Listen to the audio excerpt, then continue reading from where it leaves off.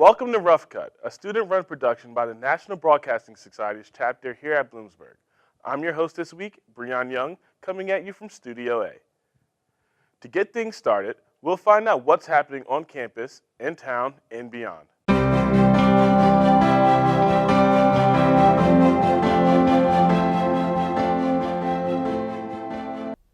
Good evening to you on this Tuesday night. I am Merle LaRose. And I'm Olivia Manzola. Welcome to the News Desk.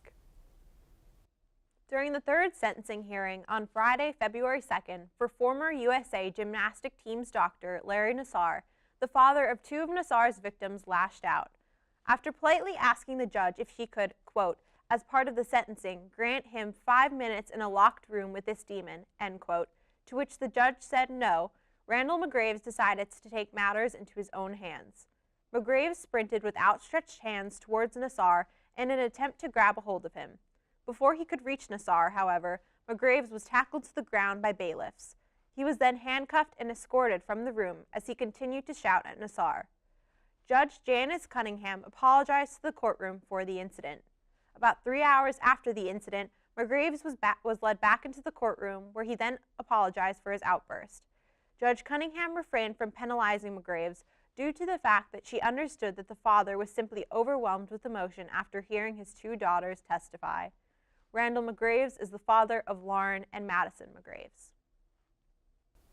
The Dow Jones Industrial Average plunged more than 1,100 points Monday as stocks took their worst loss in 6.5 years.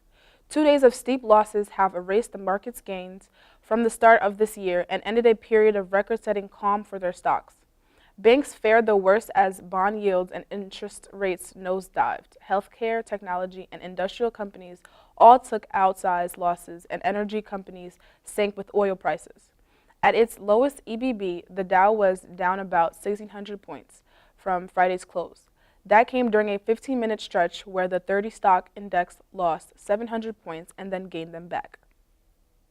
On Thursday, February 1st, a semi-automatic handgun fired accidentally in a Los Angeles middle school classroom. 2 students were injured, one young girl who was shot in the wrist and one young boy who was hit in the head. The student who possessed the gun, a 12-year-old girl, was arrested on the scene. It is still unclear as to how the girl came to possess the unregistered weapon and what exactly caused it to fire. Most school shootings involve someone physically handling a firearm as opposed to a firearm being dropped and fired accidentally. It's pretty rare to hear about an incident like this, said Pete Gagliardi, a former longtime agent with the U.S. Bureau of Alcohol, Tobacco, and Firearms. More than a dozen school shootings have occurred so far this year, and it is only the 3rd week of February. More people now than ever are calling for action against gun violence in order to keep all children across America safe. The Supreme Court is allowing a court-ordered redrawing of congressional districts in Pennsylvania to proceed, denying a plea from Republicans to block it. Justice Samuel Alito on Monday rejected emergency appeals from Republican legislative leaders and voters to block an order from the state Supreme Court to devise new congressional districts. The state high court ruled last month that the 18 districts violated Pennsylvania's constitution because they unfairly benefited Republicans. The state court gave lawmakers and Democratic Governor Tom Wolf 3 weeks to submit a replacement plan, after which the state justices might draw up their own map. The Supreme Court typically does not review state court decisions based in a state's constitution, but the Republicans asked the high court to make an exception. Stick around for Hotspot and the wrap-up. I'm Olivia Manzola. And I'm Merle LaRose. Thank you for watching the News Desk, and have a great night.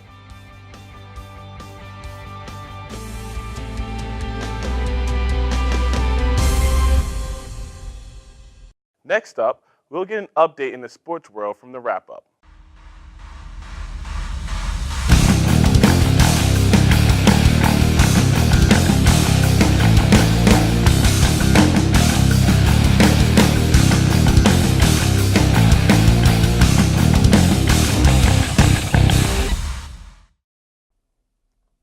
All right, we are recording, so whenever you guys are ready.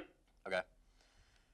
Hey Bloomsburg, welcome into this next edition of the Wrap-Up, the first of the 2018 spring semester. I'm your host, Jake McDonald. To my right, I'm joined by Corey Zimmerman.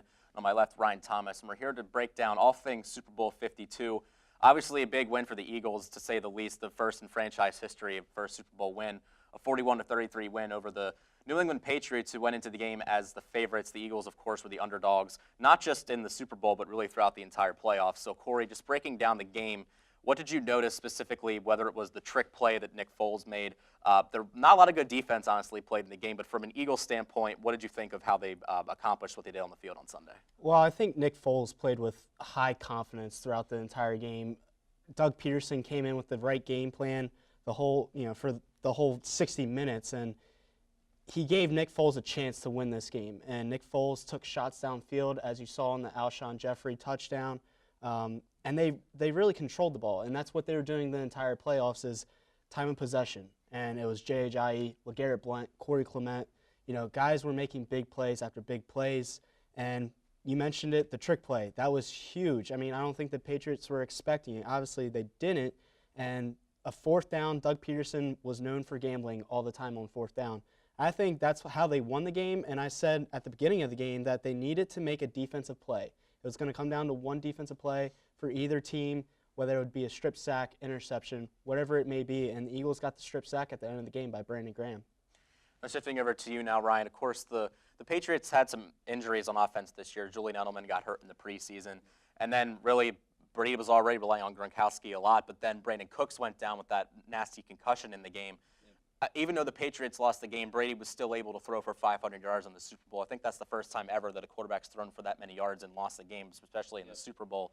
What does that say? Even though the Patriots didn't come out on top, Brady didn't win the MVP, he still had an MVP season, even though they didn't come out on top on Sunday.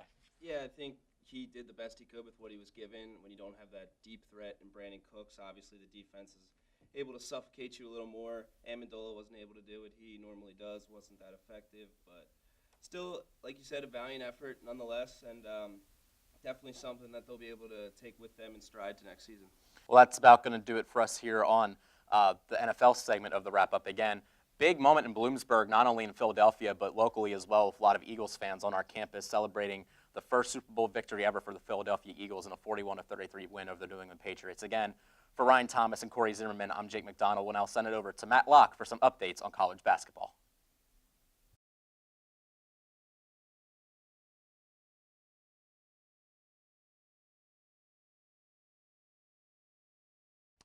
Welcome back to the wrap-up. It's been a while, but we are back for our first show of the spring semester. I'm Matt Locke, about to bring you some NCAA basketball updates as we take a look at the most recent AP poll where UVA is ranked #1 for the first time since 1982, despite the overtime loss at home to Virginia Tech this past weekend.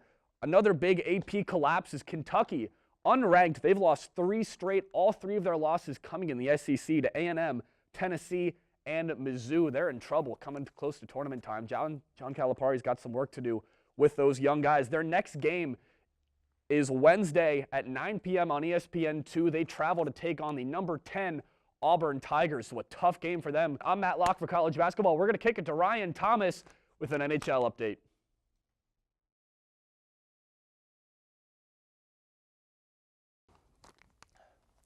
Hi everybody, my name's Ryan Thomas. I'm here to bring you the latest NHL news from around the league. The trade deadline is fastly approaching as it's coming on Monday, February 26th. Teams will look to boost their rosters as we get closer to playoffs. A lot of the action is expected to happen north of the Canadian border. The biggest names on the trade market include Canadians Alex Galchenyuk and Max Pacioretty. Other forwards include Mike Hoffman, Evander Kane, Rick Nash, Thomas Vanek. These are good players to add to your roster, players with a lot of experience and skill that could really make you have a good chance of winning the Stanley Cup. Some defensemen on the market include Ryan McDonough. One defenseman also, Jack Johnson, Mike Green. These guys are all over the spectrum, some younger than others, but definitely guys that could add a lot of depth to any defensive core. Other NHL news, Crosby netted his 400th goal on Sunday versus the St. Louis Blues. Deflected it. Green goes behind the net before Thorburn could put it out front again, and Letang was never able to get back. Score! Crosby was at the front of the net. He just becomes the 95th player in NHL history to reach that. This is the latest accolade for a man who has won everything in the sport, from Stanley Cups, Conn Smythe trophies, Olympic gold medals, the list goes on. In more saddened news, Jack Eichel was injured with a sprained ankle versus the Bruins. The rising superstar had 53 points in just 55 games this season. He was one of the lone bright spots in an otherwise forgettable season for the Buffalo Sabres. The Las Vegas Knights continue their impressive run. They are first place in the West, second place overall in the league. They are led by Jonathan Marchessault and James Neal, who has already scored 24 goals on the campaign. They already have the most wins by a team in an inaugural season, and we still have a few months left to play. This has been a Hockey Update. I'm Ryan Thomas, wrapping up. Keeping it here in the studio, we'll send it to the hotspot to catch up on everything going on in the celeb world.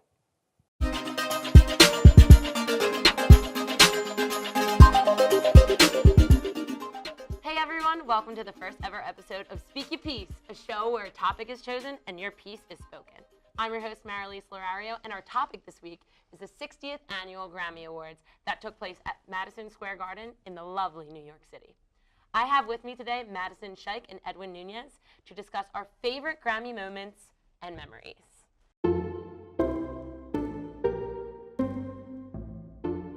So let's just write them down on our whiteboards and have a discussion. All right.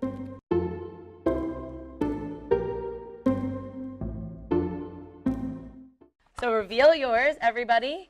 Okay. So we'll start off with Maddie today and tell us a little bit why you thought Lana Del Rey was the best dressed. Well, Lana Del Rey is just gorgeous all around, inside and out.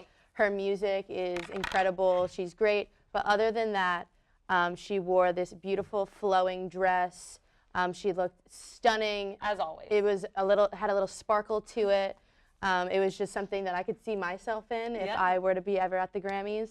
I know, like, when I saw the pictures of her, for some reason, like, I kind of felt like she was wearing something that you would probably see, like, in a dream. Like, she's like a fairy that's just gonna come down, like, hey, like, what's good? I'm gonna make an amazing album, and I'm gonna dress incredibly well. I picked Haley Steinfeld because she had this white dress on, and then there was a little slit, and then she had, I think there were high-heeled purple boots, and then she just looked amazing, and she's just come a long way. There were tons of breathtaking numbers at the Grammy Awards. What do you guys think was the best performance in all? I know it's hard to pick one, but we have to pick one. There's so many. Okay.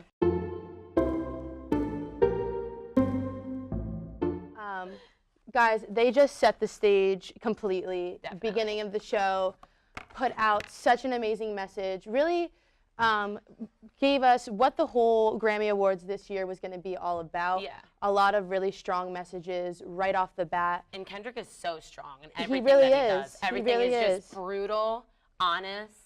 And for him to win Best Rap Album was completely, Well, he deserved it He deserved completely. it. I didn't understand why Dave Chappelle was just there randomly. He kept in the popping middle. in. He kept popping in. He did what he does best. Yeah. Is just be Dave Chappelle. The one that I enjoyed the most was Kesha's, like, praying performance, because, like, I know that, like, that woman has been through a lot, like, the past, like, 3 years. So the fact that she was finally able to get up on that stage again and go and, like, and perform, and I saw, like, it gave me chills, because I'm just like, here's someone that just, like, went through so much, like, just drama and, like personal, like, issues in the public spotlight, and, like, now she's doing way much better. Yeah. I mean, there were so many breathtaking dance numbers and performances, but I have to say that 1-800-273-8255 was by far just breathtaking, because Logic's speech, monologue, whatever you want to call it, at the end was just insane. Having all of those people come in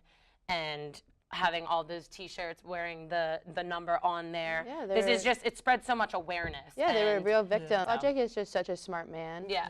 And everyone that he works with respects him so much. Yes. And I think that with just the performance as a whole, having all those people, like you said, there, the victims. And they were everybody. It wasn't celebrities on Yeah, the stage. exactly. It was real people just like you and me. Yeah, it was people that are everyday people just like us. When he performed it, I believe, for the VMAs, like, literally an hour later on Twitter, I saw that suicide hotline phone number, they got, like, an increased, like, number of people calling them. Well, that's all the time that we have for today. Thank you guys for being with me and sharing your opinions. Of course. We will see you next time on Speak Your Piece.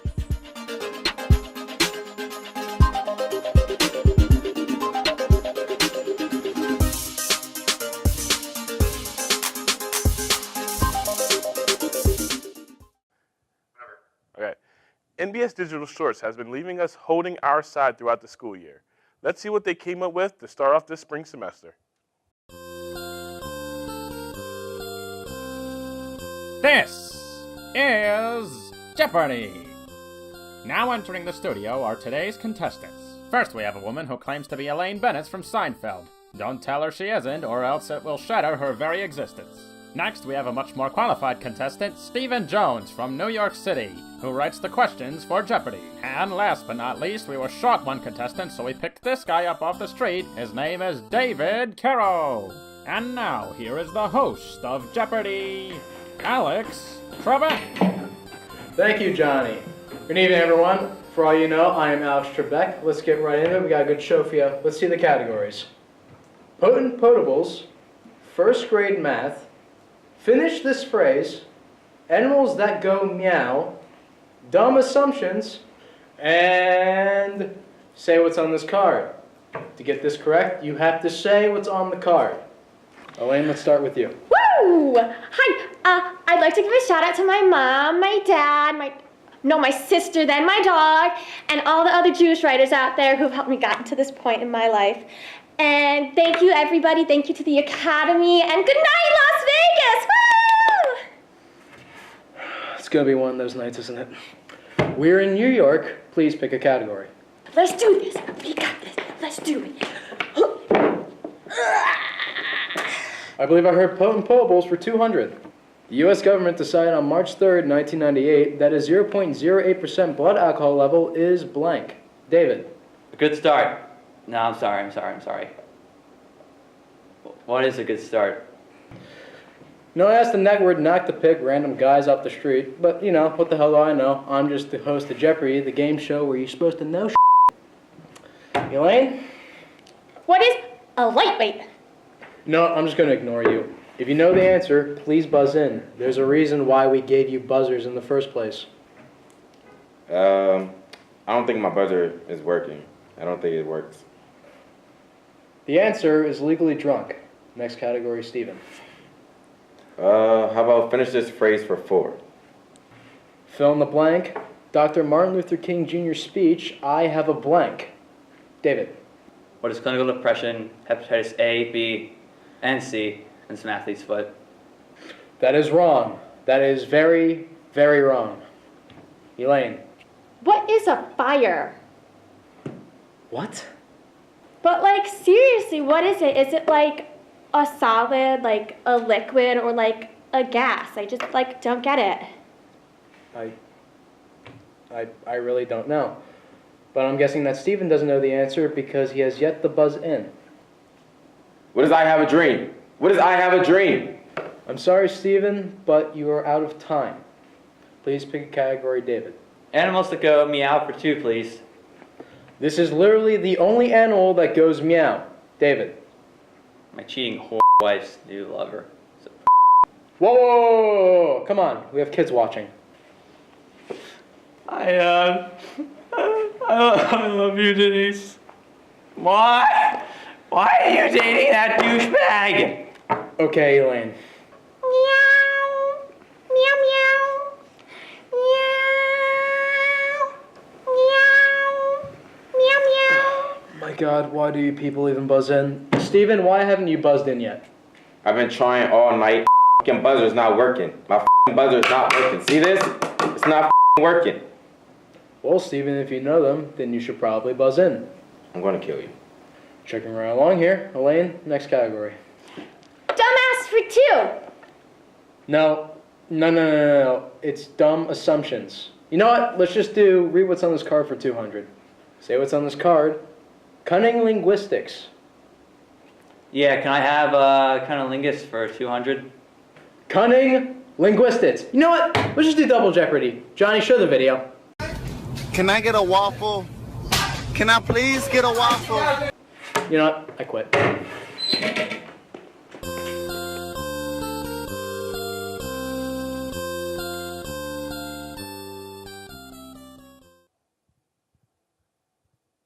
To finish things up, we'll hear from our newest segment featuring our own Eric Barlow with the BU on the Street.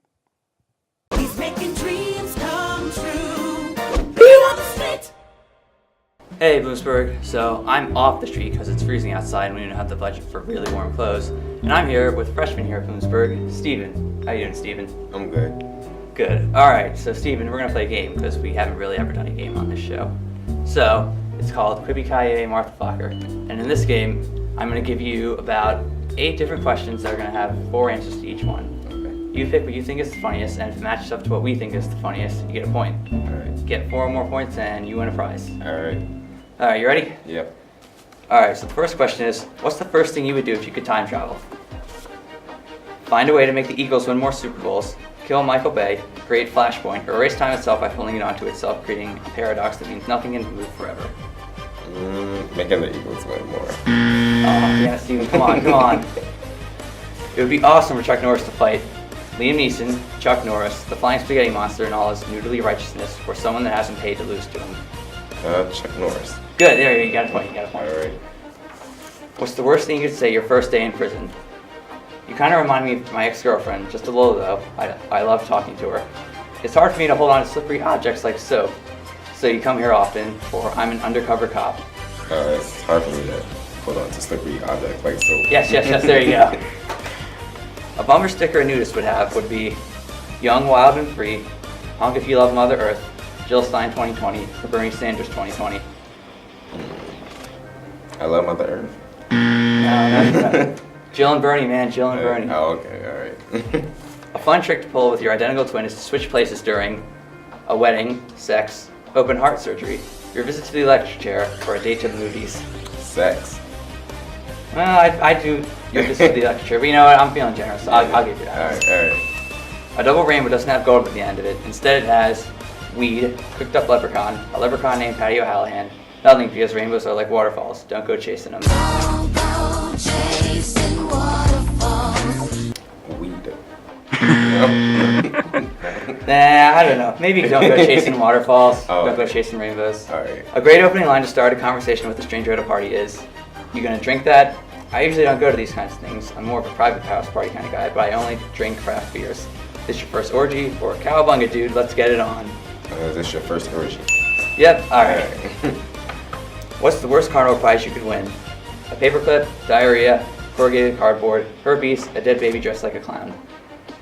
Herpes. Yep. Yep. Alright, there you go. That's 5, I think. That's 5. You got 5. Oh, wow. Yeah, you win. Yeah, thanks. So your prize is this. You know who that is? Yeah. Leo DiCaprio. No, it's Academy Award-winning actor Leonardo DiCaprio. Right, he's right. You know, it's nice. I'll hang it in my dorm or something. Good night, everybody. We'll have more in the budget next time. He's making dreams come true. Be on the street. That's all we got for this week on Roughcut. For everyone here at NBS, I'm Breon Young. Make it happen.